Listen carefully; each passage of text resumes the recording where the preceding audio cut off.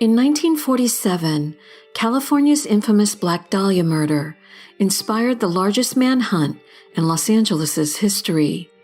Yet despite an unprecedented allocation of money and manpower, police investigators failed to identify the person responsible for the sadistic murder and mutilation of beautiful 22-year-old Elizabeth Short. Decades later, former LAPD homicide detective turned private investigator Steve Hodel launched his investigation into the gruesome unsolved crime. It led him to a shockingly unexpected perpetrator, his father, Dr. George Hodel, who he discovered has been a suspect in the infamous murder case for more than 50 years. Today, I join Steve Hodel for a fascinating discussion about his New York Times best-selling book, The Black Dahlia Avenger. We explore Elizabeth Short's case in depth, and Steve details why he believes his father, Dr. George Hodel, is not only responsible for her murder, but was a prolific serial killer for 40 years. He explains why a police cover-up may have stopped the Black Dahlia murder and several other lone woman murders from ever being solved. I'm JC Nova. This is Death by Misadventure.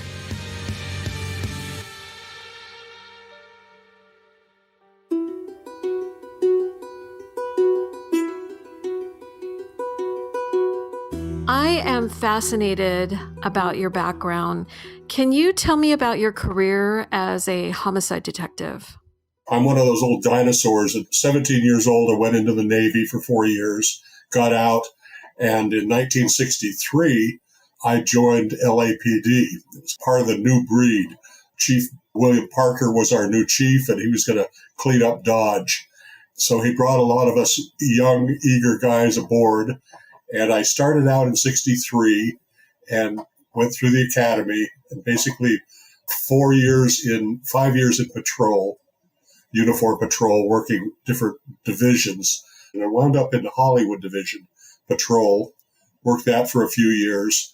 And then I switched over and went into detectives as a young man with 5 years on the job. And basically worked all the different tables, burglary, robbery, juvenile, child sex crimes, and then wound up working the homicide table.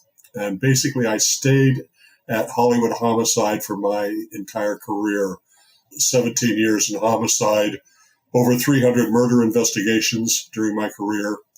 A lot of crime, a lot of murders back then in the 60s, 70s, 80s.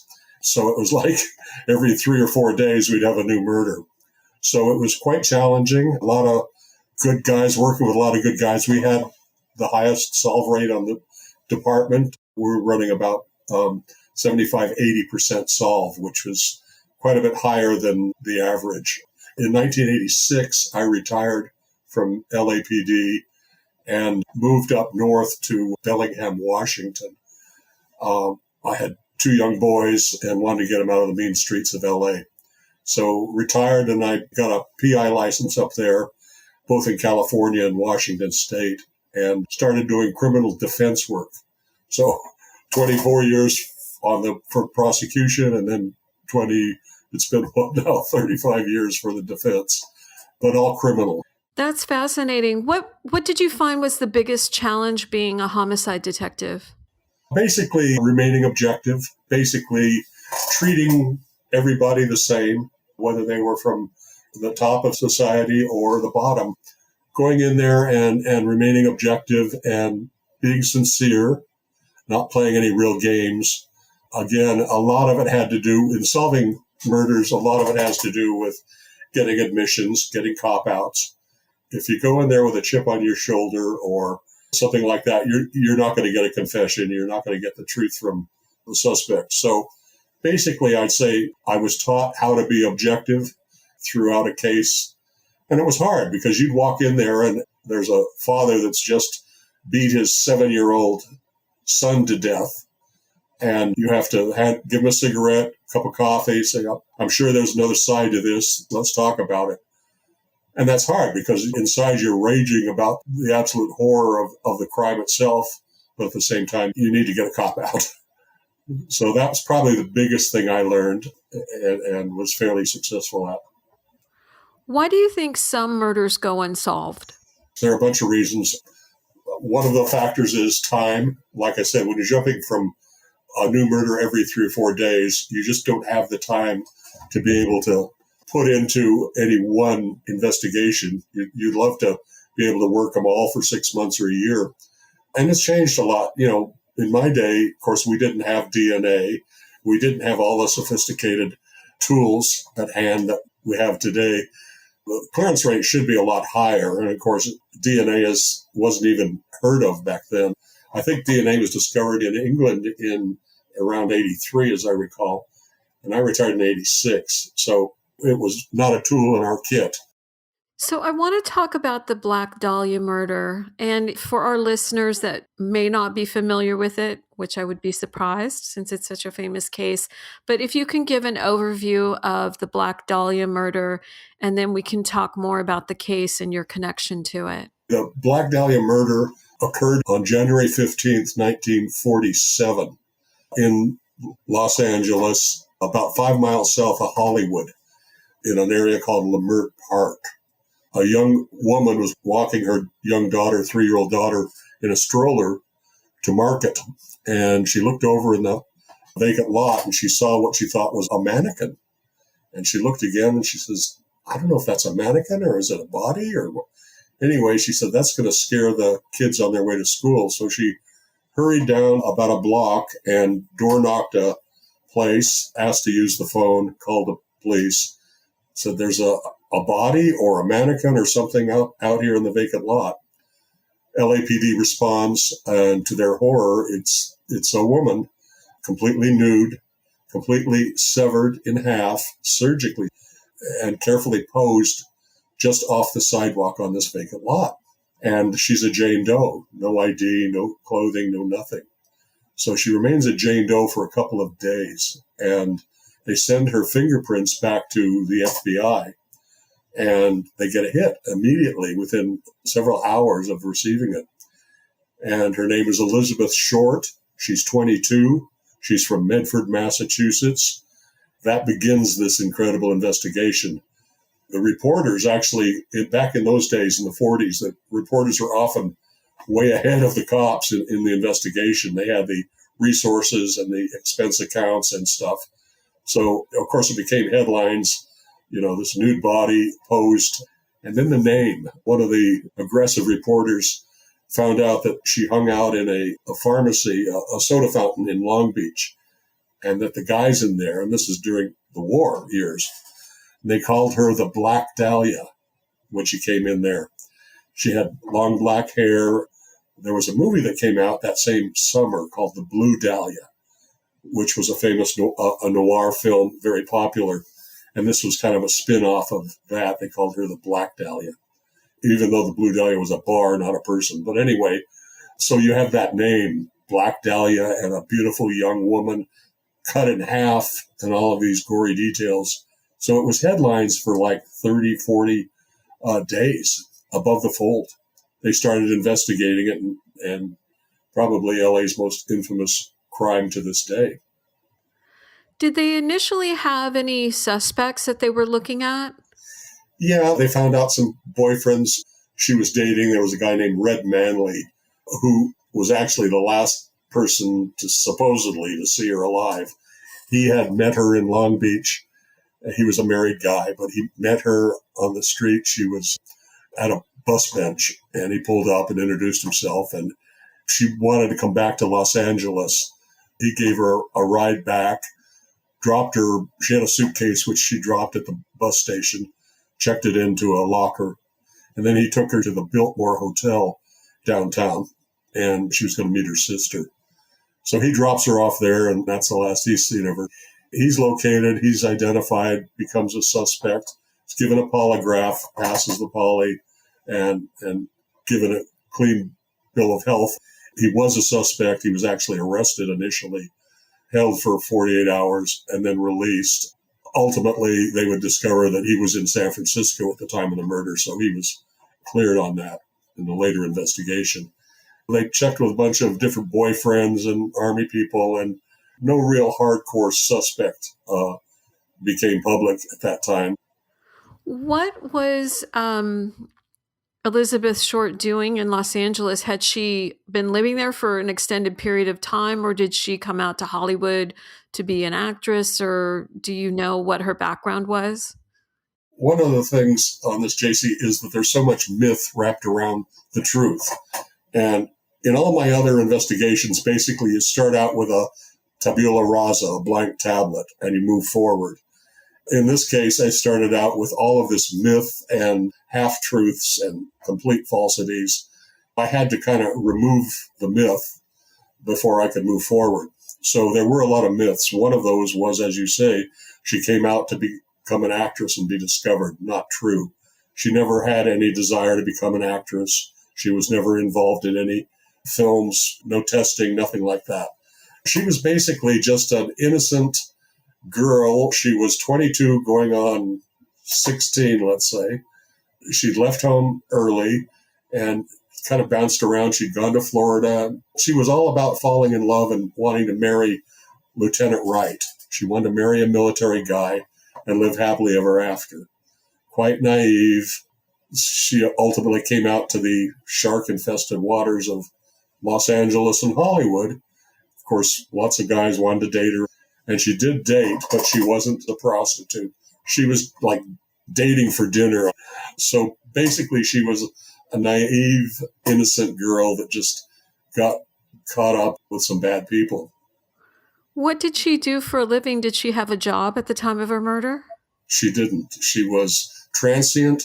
She was staying in Hollywood, sharing a room with 5 other young women, $1 a day, I think it was. She was just kind of down and out, had no real money, had no job. She had done some waitressing in Florida, but when she came out to LA, she really had no job. I don't want to say living off men, but she was just hand to mouth and just having a hard time and no real income or of any kind. What was her relationship like with her family? Was it a troubled background, or was she close with her sister? The father had left them in the 30s, and he had just taken off. His car was found by a bridge. So some say that it was suspected that he committed suicide. As it would turn out, he came to California. And he was, I think, a bit of an alcoholic and living in Northern California. She had 4 sisters and a mother. The mother had a tough time. Imagine raising 5 girls on her own. Then she discovered that her father was alive in Northern California. They got a letter. So she went to visit him, and that didn't work out at all. She was there like 10 days, and the father wanted her to be his housemaid, and that wasn't working for her. So she went to Camp Cook, which is about 50 miles north of LA, the military base there, and she got a job there working at the Post Exchange, PX. And she won a little contest there called the Camp QD. She won that because of her good looks. In 1943, she was with a couple of Army guys in a bar in Santa Barbara. And she wasn't drinking, but she was only 19 at that time. And she got arrested for minor possession, meaning she was in the bar underage. She was sent back to Medford, Massachusetts on the train. Ultimately, she would come back out to California and bounce around. She bounced around San Diego for a while and then back to Los Angeles. And then the last time she was seen was, as the legend goes, she was dropped off by Manley at the Biltmore Hotel in downtown LA, which was a fancy hotel. She was there for a couple of hours making phone calls to somebody. And then she was supposedly last seen walking out the door into the fog and was missing for 5 days. And then her body was found. So in the beginning, the killer began contacting the police within a week of the body's discovery. Can you tell me a little bit about that? So 3 or 4 days after the body was found, the killer starts sending in notes. And these were like kidnap, ransom notes, cut and paste notes, taunting the police, catch me if you can type things. On the 23rd of January, he sends in a note saying, here are some of her belongings. And he sends some of her personal effects, her birth certificate and other items, to the press. He also calls the press and talks to James Richardson, who was the editor of one of the large newspapers there, and taunts him and says, "I guess you're having trouble solving the case, huh?" And Richardson says, "Yeah, we sure are. We sure could use some help." He says, "Well, maybe I'll send in a few of her belongings to see if that'll help you along." He sends in this package of belongings and stuff. A few days later, he sends in another note. Basically, he says, "Turning myself in on January 29th, had my fun at the police." And he signs it Black Dahlia Avenger. Okay. All the others had been disguised or cut and paste notes and stuff, but this was actually in undisguised handwriting. So it's my feeling that he actually initially was going to actually turn himself in. He didn't, but he was going to, because this was undisguised handwriting. And it went on from there. Your father was questioned and released 3 times on different murder cases. And when did you first begin to suspect that your dad might have a connection to Elizabeth Short's murder? What was your relationship like with your father, George? I was very close to my father. He was this remarkable individual. So George Hodel was born in Los Angeles in 1907, Russian Jewish parents, a child prodigy at the age of 9. He's playing his own piano concerts at the Shrine Auditorium, downtown Los Angeles. Highly gifted pianist. He's also intellectually gifted. He scores the highest high school scores in the history of Los Angeles. He's off the charts. 186 IQ, 1 point above Einstein. Graduates at 14 from high school, goes to Caltech, a prestigious university here in Pasadena. Not only is he intellectually precocious and the musical talent, but he's also sexually precocious, has an affair with a professor's wife at Caltech. She gets pregnant, busts up her marriage. She goes back east to have the child, which she aptly names Folly. Little young George, still a teenager, goes back and says, "I love you. I want to marry you. I want to raise our child." And the woman laughs at him and says, "George, you're a child yourself. Get out of my life. I never want to see you again." He comes back to L.A., passes himself off as 21, starts driving taxi cab around Los Angeles, then becomes a crime reporter for the Los Angeles Record, which was one of the big newspapers here. And he's riding around, this is during Prohibition, he's riding around with LAPD Vice Squad, they're kicking doors, arresting the judge's wife with the young blonde. He graduates and starts riding around with LAPD homicide guys, writing these tabloid stories about the bloody ace of spades next to the body, this sort of thing. He then starts double dating with another friend of his, teenage friend named John Huston, who will eventually become the famous film director. But at that time, he was just the son of Walter Huston. His father was a famous stage and screen actor. And they were double dating, and John was dating a woman by the name of Emilia. George was dating a woman by the name of Dorothy. And 2 or 3 weeks into their double dating, they switched. John fell in love with Dorothy. They would run off together, get married, and go off to New York. Dad and Emilia, I guess it's you and me, babe. She gets pregnant. They all go north to Berkeley, where Dad enters pre-med, 4 years there. He then goes across the bay to UC San Francisco, gets his medical degree, has another affair with another woman, and Emilia has a child named Duncan that's born to him, so that will eventually be my half-brother. And then he has another affair with another Dorothy, not the same one. She gets pregnant, and they have a daughter named Tamar. So there's the 2 women and the 2 children, and he's just got his medical degree. And he goes off and leaves the families and goes to New Mexico and Arizona as a young surgeon. He becomes a sole surgeon at a logging camp. He comes back to L.A. after a couple of years, and at this point, the Dorothy that married John, they've been married 7 years. They break up. She comes back, hooks back up with George. My older brother, Mike, is born in 39. I come along in 41. My brother Kelvin comes along in 42. Dad joins the health department, LA County. quickly rises to the top, becomes a VD specialist, and he's a VD czar of LA County, head of the LA County Health Department. He buys this rather famous home, the Soden House, which some of your listeners may be aware of. Frank Lloyd Wright Jr. built. It's a Mayan temple in the heart of Hollywood. We move in. We're the three little princes. Dad's the king. Mom's the queen. He has all cocktail parties and all of this. And everything goes swimmingly until 1949 when there's a knock on the door. Dr. Hodel, yes, LAPD, you're under arrest for incest. So remember that Tamar, the one that was born in 35, she's now 14. She's been living with us, and he's arrested for having sex with her and a couple of other adults in the bedroom. He gets himself Jerry Geisler, who was the Johnny Cochran of his day, top criminal attorney, 3-week trial. Comes back innocent, not guilty. They paint her with a pathological liar brush.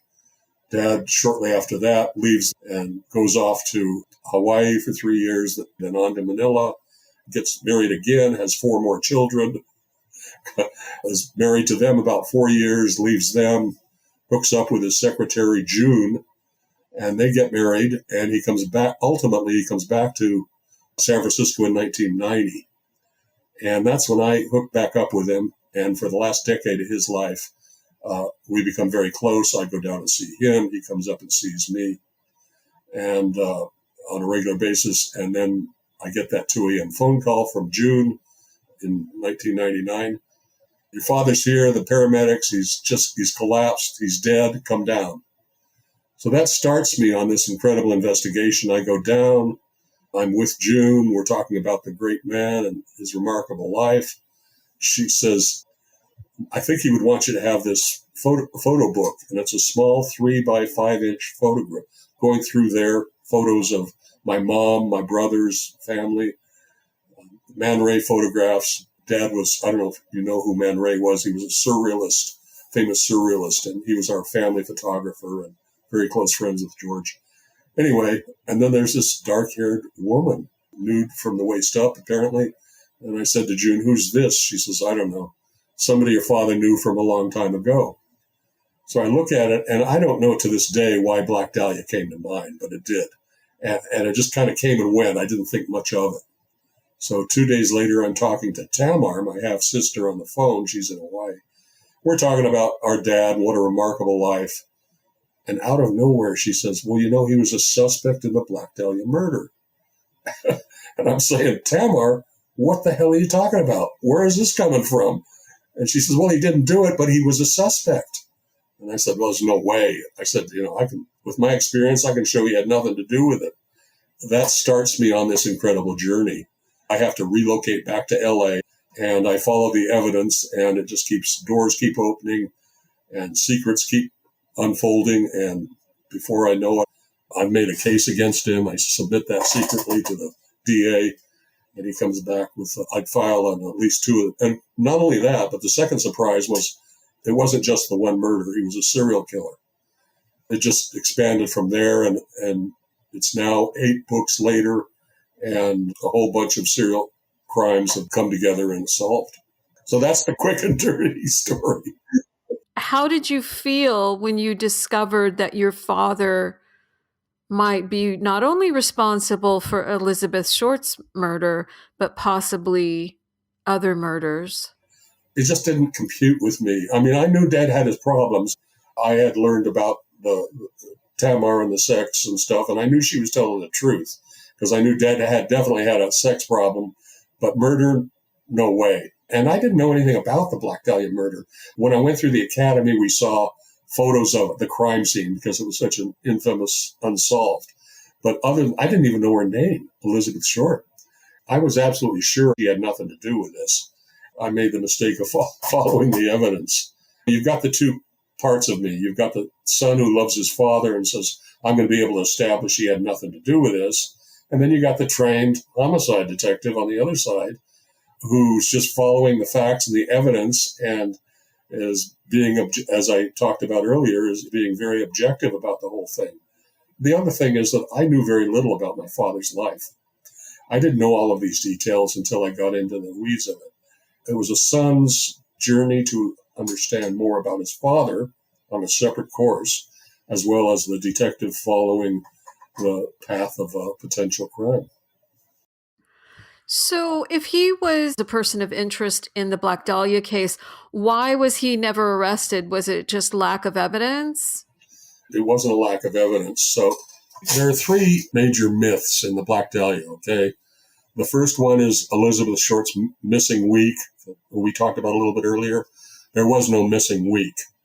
I was able to come up with 14 witnesses who saw her every day of that week, okay? And 7 of those 14 knew her. So there could be no mistake. The last witness to see her was a policewoman who I interviewed, who actually talked to her the hours before her murder.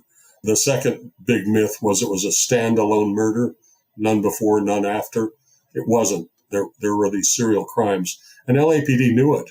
I discovered that LAPD was investigating at least 5 of these, what they called back then chain murders. They didn't have the term serial crime, but chain murders, that they were all looking at the same suspect. And the biggie was that it was never solved. It was solved. LAPD solved it, and the DA's office solved it.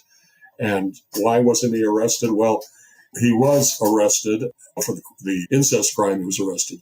But he was also at the same time suspected for the murder of his secretary. This is a year and a half before the Dahlia murder. Ruth Spalding was his clinic secretary. LAPD suspected he overdosed her, and they were trying to put a case together, but he split and went to China, shutting down that case a year before the Dahlia murder. How did your father meet Elizabeth? Well, that's a good question. I'm not exactly sure, but I believe all indications are that he met her actually as early as 1943. As I said, Man Ray, the photographer, he was here 10 years in Los Angeles from 1940 to 1950.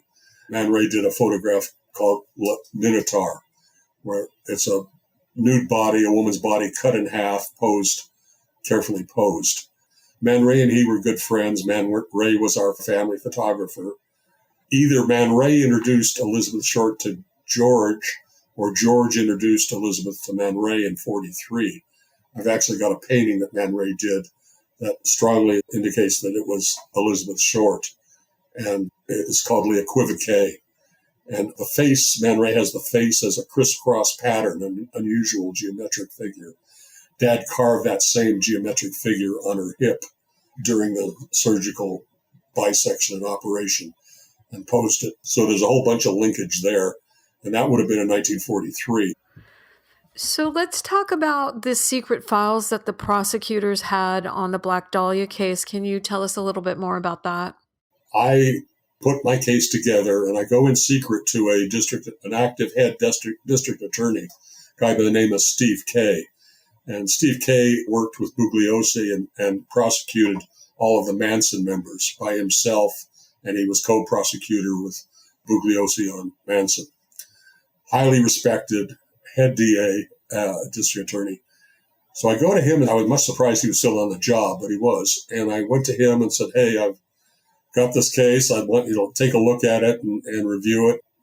Steve takes about 4 months and reviews it.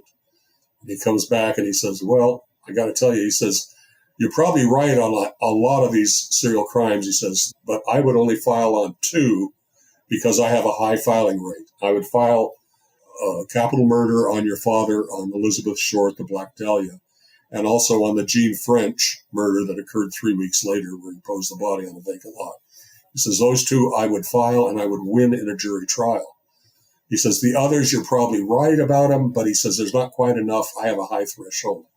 He says, I would file on those 2, and I have no doubt I'd win them in court. I said, okay, I'm going to go ahead and write the book and present it to the public and present it to LAPD. And before the book came out, I met with LAPD, and Kay went with me, the DA, and presented this to the brass, the top brass, and they kind of didn't know what to do. And the problem is there was a major cover-up. But anyway, the book comes out. I'm on 48 Hours and Court TV and Dateline and do all of this stuff. And 90% are on board with it. There's 10% that's saying, no, it's a daddy dearest, everything falls apart, blah, blah, blah. Steve Lopez was a columnist for the LA Times, and he gets digging into it. They had gone to him in secret and said, here's the story. And he goes to LAPD and says, hey, Hodel, fathers of Black Dahlia. They said, go away. We don't talk about unsolved cases. They hadn't looked at it in 55 years. So then he goes to the DA, Steve Cooley, who was the actual DA, and says, well, I'm not spending a dime of taxpayers' money on a 55-year-old case. He says, but there is a file in the DA's vault on the Black Dahlia. Would you want to see that? Lopez says, yeah. They go downstairs, open the vault. Cooley hands him this box. He goes upstairs into a room, sits down, opens it up, and out falls a picture of Dr. George Hill Hodel. Says, whoa, he was a suspect.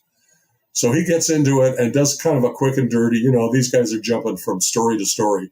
So he does an article. He was a suspect back then. But he says that there were these transcripts. Apparently they bugged the Hodel house, this Mayan temple, Frank Lloyd Wright Jr. home, for 6 weeks. So I go down to Cooley and say, hey, can I see the files? Can I make copies? He says, well, I guess I have to let you. I let him. So I copy everything, spend 4 months putting it all together. And what do we have? We've got a 146-page transcript. What happened was LAPD and the DA's office worked jointly together on investigating George Hodel.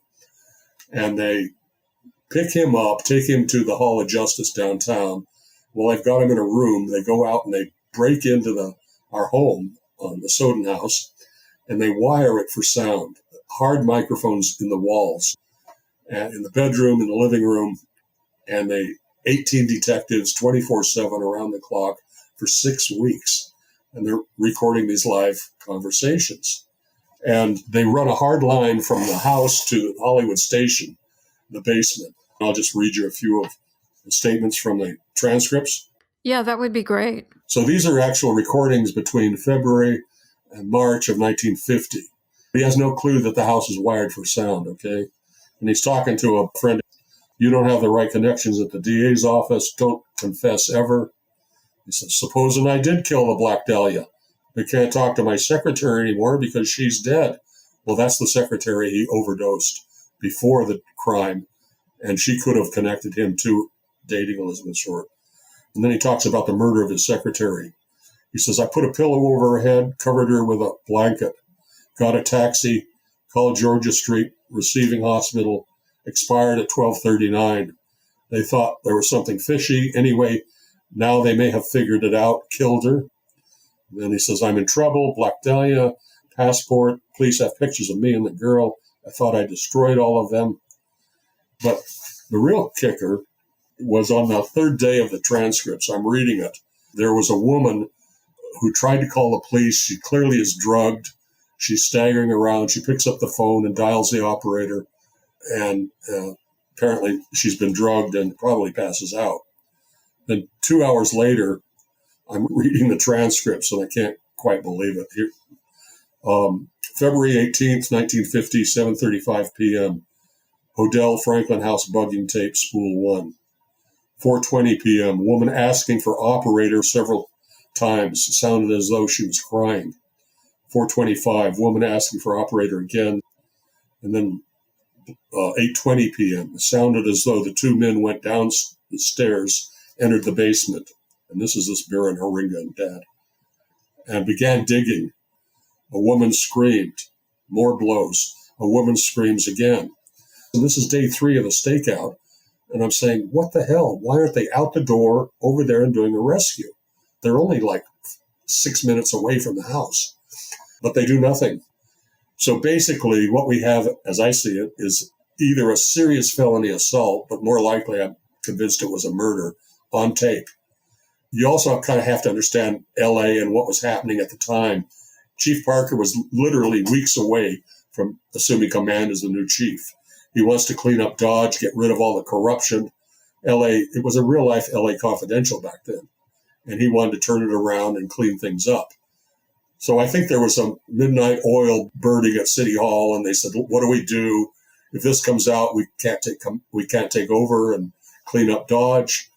Maybe let's just lock this away for now and come back to it in the future. Of course, they never did. And of course, the real sad thing is that he would go on to kill additional. That's where they have LAPD and the brass have blood on their hands. They just let it remain locked away for 55 years. So the woman that had called crying and then was later believed to be murdered, was that the Black Dahlia or another woman? No, that was another woman. This was in 1950, so this is 3 years after the Black Dahlia murder. Do you know who that victim is? No, we don't. All we know is what the transcript says. She probably was never identified. We do know that they believe there may be bodies buried in the basement. The DA back then, in 1950, contacted a plumber who had done some work at the house and said, "Hey, you had done work in the basement. Did you see any digging or any graves?" The plumber says, "No, I don't know what you're talking about. I just did my job and fixed what needed to be fixing. I wasn't looking around for graves." Well, oddly enough, fast forward some years ago, I had the opportunity to have a cadaver dog do a search of the location. And Buster, actually alerted at 4 different locations in the basement. We recovered soil samples, and those came back and were analyzed by Dr. Arpad Voss, who works at the body farm. They came back positive for human remains. And I, of course, went to LAPD and said, "Hey, we're too busy, we can't do anything." The problem is LAPD doesn't want to come out. If they verify my investigation, they're throwing mud or blood on the hands and faces of our 2 greatest heroes, Chief Parker and Chief of Detectives Thad Brown, who was in charge of the investigation. And they're LAPD's 2 greatest heroes, so they don't want anything to do with this. It's like, better it remain unsolved and rather than damage our greatest heroes. That must be really frustrating on your part. How has your family felt about you writing a book about the Black Dahlia case? Well, it's kind of split, divided. I had 2 brothers. Mike's passed on, but Kelvin is totally on board. Tamar passed away a few years ago, but she's totally on board. Tamar's children, totally on board with it. The Filipino side of the family, so they're not on board at all. So in the end, after investigating your father, how many murders do you think he committed in his lifetime? So I've just come out with the early years. He started as a teenager and never stopped. So it's a 2-book edition called The Early Years, which covers his crimes in the 20s and the 30s. And then, of course, his later ones are the 40s and the 50s and the 60s. And so 50 years of crime, 50 years of murder, and 50 victims. So averaging 1 a year, let's say. And, he was like a wild leopard roaming the lands and never caught and just kept killing and died. He actually committed suicide. He took an overdose of Seconal pills, and it wasn't out of remorse. It was because he had become, in his old age, he was 91, become infirm, and he was afraid he was going to be hospitalized, and all their hospital bills would eat up June's future. She was 40 years his junior. So he overdosed and decided to exit stage right. And how does June feel about your books? She was the first one I notified before publication, and I spent 4 hours on the phone with her. She says, "This isn't possible. Your father was a scholar and a remarkable healer, and none of this can be true." That was the last contact we had, which was 20 years ago. So she's definitely not on board. I suspect she has to have known and seen some of his insanity. She was married to him 30 years, but I don't think he committed any crimes. I think his last one was in 1969. So I think basically she turned him around in the sense of getting him off alcohol and drugs and kind of cleaned up his life, got him on a new road. In fact, there are indications that she probably had her own suspicions. But why do you think what made your father want to kill? Was there something in his family background, or do you think it was just the alcohol and drugs kind of changed him? His whole theme throughout all of his crimes is the Avenger. He was a misogynist of the highest order. He was a misanthrope. He hated humanity. He had this stratospheric intelligence, 186 IQ. And oftentimes you will see serious problems. I think there's congenital insanity there. I think he was probably the victim of incest or sexual abuse, either from his mother or some other family member. He was continually being rejected by his peers because he was so advanced and ahead of them. And then the rejection from the professor's wife. All of this came together in a perfect storm to create this incredible monster. To my knowledge, there's never ever been quite a serial killer like him in that sense. Plus, this whole murder is a fine art aspect. What a fascinating discussion. How can listeners get your books, and if you have an official website? Sure. It's stevehodel.com is my website. I do a regular blog there trying to update all the evidence. It goes back 15 years, so it's a great research for anybody that's interested in the other crimes. There are 8 books, but it's really all one ongoing investigation. I mean, it started out with Black Dahlia Avenger, and it's never stopped. Wow, this has just been amazing. I've learned so much about the Black Dahlia story, and it's been such a fascinating conversation.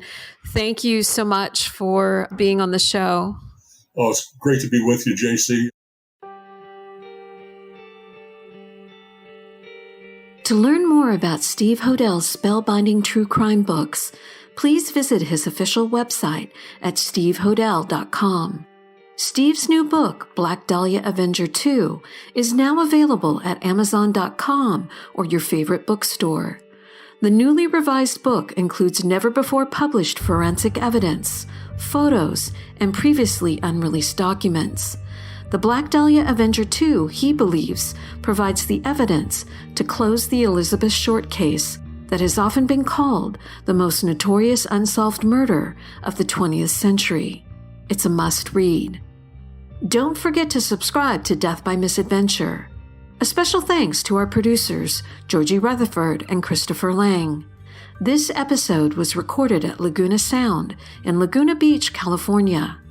I'm JC Nova. Thanks for listening.